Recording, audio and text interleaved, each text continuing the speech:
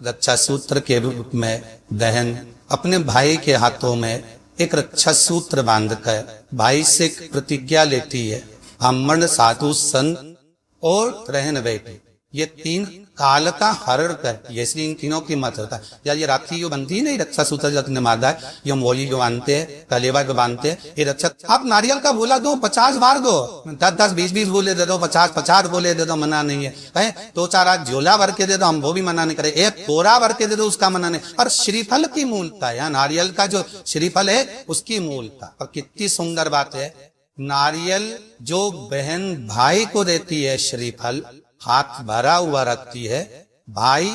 को बहन जब श्रीफल देती है तो भाई वही श्रीफल अपनी बहन को कुछ दक्षिणा अर्थात कुछ रुपया रखकर, कुछ भेंट रखकर, कुछ स्वरूप रखकर, जब बहन इतनी दूर से वही श्रीफल भाई फिर बहन को दे देता है, ये लिए तू दे, तू रख ले। पर बहन उस श्रीफल को लेकर नहीं जाती,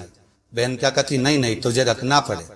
तू रख। तो दो चीज में से जब श्रीफल भाई भेंट कर देता है अपनी बहन को, तो बहन श्रीफल वही भाई के घर छोड़ देती है, भेंट का कुछ भाग लेकर चल दी। ये बहन का रक्षा सूत्र को लोगों ने बिगाड़ दिया आज के जमाने में। तो रक्षाबंधन का भी महत्व लोग नहीं जानते कि कैसे रक्षा सूत्र बनना चाहिए, कैसे रक्षाबंधन होना चाहिए, उसका भी विशेष महत्व होता है भाई। और एक बात कहूंगा आज रक्षाबंधन पर, आपको अच्छी लगे तो आप स्वीकार करना, ना लगे तो आप छोड़ देना। वैसे वैसी और वाला महाराज तारी तारी बोली बोले तो बोलने में तो भाई बीचातूंगा नहीं। एक निवेदन आप सबसे करूंगा, आपको अच्छा लगे अपने जीवन में उतारिएगा, ना लगे कोई बात नहीं, छोड़ दीजिएगा, पर उतारना जरूर। बहन से प्रॉपर्टी के चक्कर में कितना भी झगड़ा चल रहा हो, बहन का भाई से एक मकान के चक्कर में कितना भी झगड़ा चल रहा हो, संपदा के चक्कर में कितना भी झगड़ा चल रहा हो, तो भी निवेदन करूंगा, बहन और भाई तुम खूब लड़ो प्रॉपर्टी और जमीन के लिए, पर रक्षाबंधन के दिन कम से कम एक दूसरे के नहीं भी जाओ तो फोन लगाकर जीजी और बहन भाई से, भाई बहन से एक बार तो बात कर लो, क्योंकि धन अपनी जगह रह जाएगा साहब, वहां धन नहीं जाने वाला, आपका व्यवहार, आपका प्रेम जाने वाला। माना उसने कुछ भी करा हो, अदालत में केस लगा दिया हो, 25 केस चल रहे हो अदालत में, 50 बार तुम्हें पेशी पर जाना पड़ रहा हो, 50 बार झगड़े हो गए, 50 बार तलवार लेकर खड़े हो गए, डंडे लेकर खड़े हो गए, एक दूसरे का मारने पर तैयार हो गए, पर निवेदन है, एक माता के गर्भ से तुम जन्मे हो, कम से कम उस माता के दूध का फर्ज अदा करो। और एक बार कितना भी झगड़ा हुआ हो, इस आस्था चैनल के माध्यम से आज रक्षाबंधन के दिन भले राखी बनवाओ मत बनवाओ, पर एक फोन लगाकर तो पूछ लो, जीजी कैसी है, कब आएगी बता, या बहन भाई तो कह दे रहे कैसा है, भूल गया क्या मुझे, भाई भी कह दे, लड़ाई की बात मत करना, आज के दिन बस प्रेम की बात करना कि कब सिर्फ बहन का फोन तो आया। मेरा मन कहता है, मेरा दिल कहता है कि शायद दिवाली पर जितनी आतिशबाजी नहीं हुई होगी, उतनी आतिशबाजी आपके दिल में होगी कि जिसका केस चल रहा है वो फोन लगाकर पूछ रहा है कि भाई ने पूछा बहन से, बहन ने पूछा भाई से, कैसी हो, भाभी से बात कर लो, थोड़ा बच्चों से बात कर लो। माना अदालत में देखा जाएगा, लड़ाई झगड़े सब होंगे, सब कुछ होगा। कौरव और पांडवों की कथा तो देखो रे, कितनी सुंदर है। पांडवों की बहन सुभद्रा राखी बांधने कौरवों को जाती है, कौरवों की बहन राखी बांधने के लिए पांडवों को जाए। यह विचार करिए, क्या युद्ध के मैदान में लड़े नहीं, क्या युद्ध के मैदान में मरे नहीं, युद्ध अपनी जगह पर है। बहन बेटी ये तीन काल का हरण करती है, इसलिए इन तीनों की महत्वता। जब ये राखी जो बनती है ना, ये रक्षा सूत्र जो तूने बांधा है, ये मोली जो बांधते हैं, तलेवा जो बांधते हैं, ये रक्षा सूत्र बहुत दिन तक जब बंधा रहता है, बंधा रहता है, बंधा रहता है, पूरा समय 8 महीने, 9 महीने, 6 महीने, 4 महीने, 3 महीने, जितना भी आप बांध कर रखते हैं, जितना भी 8 दिन, 15 दिन, 20 दिन, जब तक आप बांध कर रखते हैं, उसके बाद में इसको खोलने के बाद कहाँ डाला जाए, कहाँ दिया जाता है, तो रक्षा सूत्र को कहाँ डाला जाए, तो कहते हैं जिस स्थान पर गाय को बांधा जाता, जिस स्थान पर गाय को बांधा जाता, उस स्थान पर इस रक्षा सूत्र को ले जाकर एक और किसी भी खोटे से गाय के, या गाय का जो ग्वारा होता है, गाय जहां बंधती है उस स्थान पर कोई कील लगी हो, कोई खोटा लगा हो, उससे इस रक्षा सूत्र को खोलकर बाद में बांध दिया जाता, वहां रख दिया। क्यों, किस लिए रखते? क्यों जोड़ा गया इसको हिंदू धर्म में रक्षा सूत्र को गाय से क्यों जोड़ा गया, उसका कारण केवल इतना है कि गौ माता जब तक आपने रक्षा सूत्र बांधा इसके बाद रक्षा सूत्र आपने अगर गौ माता के उस बारे में कहीं ले जाकर बांध दिया है, दे दिया है, रख दिया है कि इस गौ भी देवता गौ माता के भीतर विराजमान होते हैं, तेरे इसको भी देवता गौ माता के भीतर रहते, और केवल ये जो ये गाय जहां मनती है, गौशाला जो होती है ना, गाय जहां मनती है, जहां पर गौ माता निवास करती है, हम तो कहते हैं तो लोग वृंदावन किससे मिलने जाते हैं, जम के बोलिए जरा, भगवान कृष्ण से, ठीक है। और भगवान कृष्ण किसको चराने जाते हैं, गौ माता, मतलब तुम कृष्ण जी के पीछे और कृष्ण जी गौ माता के पीछे, जो तो उसका सीधा सीधा प्रसंग है कि गाय के बारे में, गाय की उस आनंद में, गौशाला आदि में जहाँ गाय बन रही है उस जगह पर अगर आपने रक्षा सूत्र बाहर में बंधने के बाद 8-15 दिन, महीने बाद, 2 महीने, 4 महीने, 6 महीने, 8 महीने के बाद में अपने माँ बांध दिया, रख दिया, जिसके हाथ में बंधा होता उसकी रक्षा स्वयं गौ माता में विराजमान 33 कोटि देवता करते हैं। उसकी रक्षा का सुख 4 मुखी रुद्राक्ष के, 3 रुद्राक्ष 4 मुखी के, 5 मुखी रुद्राक्ष 3, 6 मुखी रुद्राक्ष 3, कितने हो गए, जम के बोलो 9 रुद्राक्ष हो गए। लाल धागे में एक रुद्राक्ष को 4 मुखी को पहले ले लो, फिर उस रुद्राक्ष के बाद में उसको सवा गांठ लगा दो,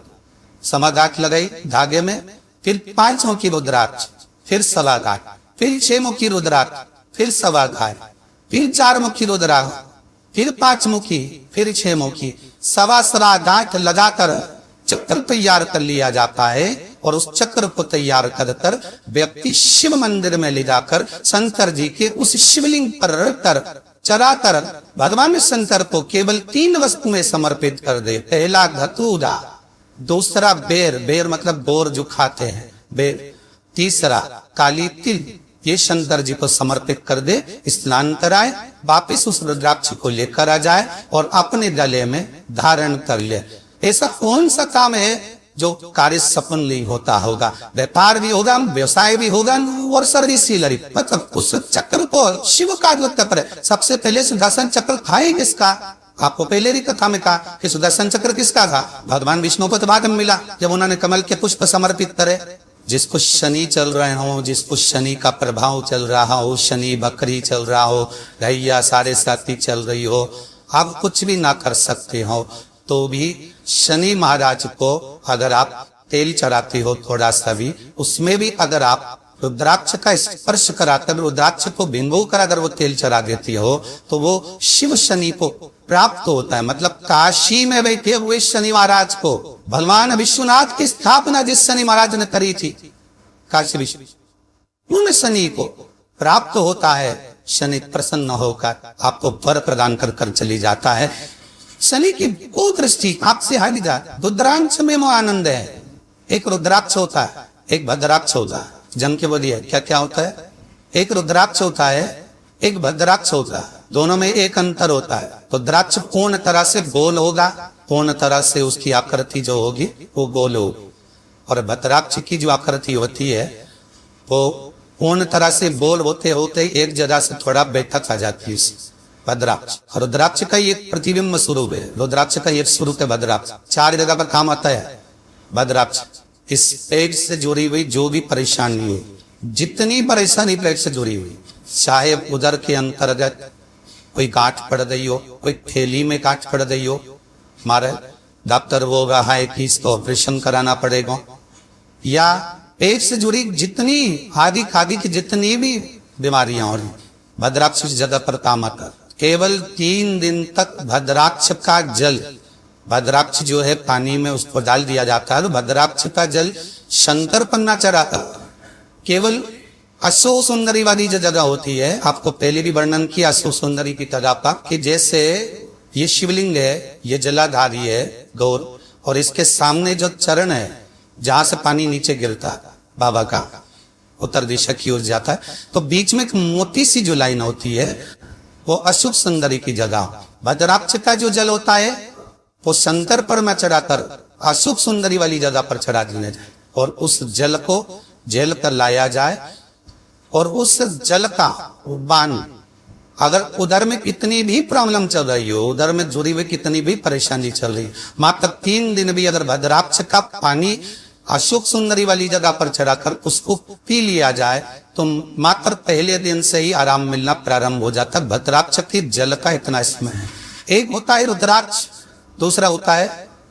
भद्राक्ष। कई बार जिनकी चित्तवृत्ति, जिनका मन, जिनका विचार, जिनकी दृष्टि, जिनका भाव विद्याध्ययन में नहीं लगता हो, मन उच्चिष्ट हो जाता हो, खेलने में ज्यादा लगता हो, बच्चे चिड़चिड़े हो जाते हो, या चित्तवृत्ति ऐसे भी भगवान में लग नहीं रही हो, या आपका भी मन भगवान की सेवा में नहीं लगता हो, दौड़ दौड़ के भाई व्हाट्सएप में चले जा, मोबाइल में चले जा, फेसबुक में चले जा, यूट्यूब पर चले जा, कहीं थोड़ी सी देर के लिए कथा सुनने का मन करे फिर मन भटक जाए, या पढ़ने का मन करे कि अब मैं और इस शिवपुराण में भी घर में पढ़ूंगी, या मैं भागवत पढ़ूंगी, या रामायण पढ़ूंगी, और 2 दिन तो लेके बैठी, तीसरे दिन से मन में वो चिष्टपन आ गया कि काम भाई रही, मेरे कान नियम ले लिया। तो ये जो चित्तवृत्ति में आ जाता है, मन उचिष्ट हो जाना, चाहे विद्यास से हो जाए, बच्चों का, चाहे किसी कार्य से हो, मन की उचिष्ट काम है। रुद्राक्ष बड़ा काम है, या रुद्राक्ष की मोल, शहद में 9 की रुद्राक्ष को डाल दिया जाता शहद के अंदर, रात्रि भर उसको शहद में ही रखा दिया है, और उस शहद को जब आप भगवान शंकर का स्नान कराने सवेरे के समय पर जल लेकर शिव जी के मंदिर जाती हो तो सबसे पहले उस रुद्राक्ष को निकालकर शंकर जी की जो जलाधारी है उस पर रख दिया जाता है, और उस शहद को शिव जी पे चढ़ा दिया जाता है। उसी शहद को उठाकर लाया जाता है और बाबा का शुद्ध जल से स्नान कराकर बाबा का पूजन कर कर, दूध दही जो भी आप समर्पित करना चाहते हो, पंचामृत आदि बाबा को समर्पित कर कर रुद्राक्ष और शहद को वापिस लाया जाता है। उसी शहद को मात्र 11 दिन तक आप चाटना प्रारंभ कर दीजिए, आपको कोई नहीं कहेगा कि पढ़ने बैठो, आपकी चित्तवृत्ति स्वयं विद्या में लग जाए, आपको कहीं जाने की जरूरत है। रुद्राक्ष शंकर का वो अश्रु है, रुद्राक्ष मेरे बाबा का वो अश्रु है, रुद्राक्ष मेरे कालाधिपति का वो सुंदर अश्रु है जिसके बल पर जीव सब कुछ प्राप्त कर सकता।